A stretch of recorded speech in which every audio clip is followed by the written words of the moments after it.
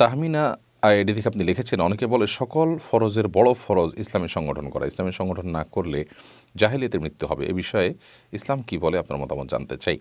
দেখুন, ইসলামিক কোনো কাজকে গোছানোভাবে করার জন্য সাংগঠনিক পদ্ধতিতে করার বিকল্প নেই। সেই হিসাবে সংগঠনের সাথে সংযুক্ত হওয়া ভালো কাজ।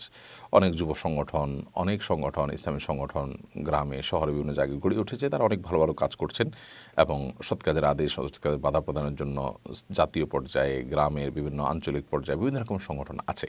এই সংগঠনগুলো যুক্ত হয়ে ইসলামের সেবা করার চেষ্টা করা, নিজেকে দ্বীনের মধ্যে ধরে রাখার চেষ্টা করা, সেটা অবশ্যই প্রশংসনীয় কাজ। কিন্তু এসব সংগঠনে যুক্ত হওয়া ফরজ, না হলে জাহেলিয়াতের মৃত্যু হবে, এটি একেবারেই মূর্খতাসুলভ কথা।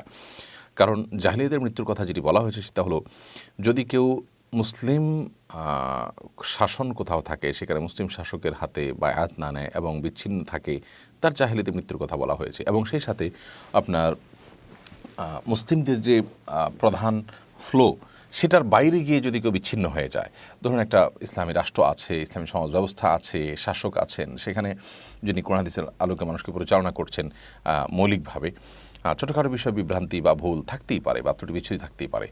তো এরকম জায়গা থেকে যে কেউ যদি নিজেকে পৃথক করে ফেলে, কিংবা মুসলমানদের যে কমন প্ল্যাটফর্ম আছে, যে মৌলিক বিষয়ে মুসলমানদের সবগুলো ধারাই প্রায় কোরআন এবং সুন্নাহ অনুসারী, সাহাবীদের মহব্বতকারী অনুসারীদের সবগুলো ধারাই যেখানে একটা দিকে চলে গেছে, তার বিরুদ্ধাচরণকারী এবং তার বাইরে গিয়ে যারা নিজেকে আলাদা করে নেয়, তাদের সম্পর্কে ভৎসনা করা হয়েছে, যেমন সাজা সুজাফিন্নার, যারা পৃথক হয়ে যাবে তাদের থেকে তারা জাহান্নামে নিক্ষিপ্ত হবে। এর মানে এই নয় যে একটা সংগঠন আপনি করলেন বা পছন্দ করলেন, সেটার বাইরে গেলে জাহান্নামে যাবে। এই সংগঠন তো আল্লাহ তাআলার তরফ থেকে নির্ধারিত না, এরকম সংগঠন তো আরও অনেক আছে।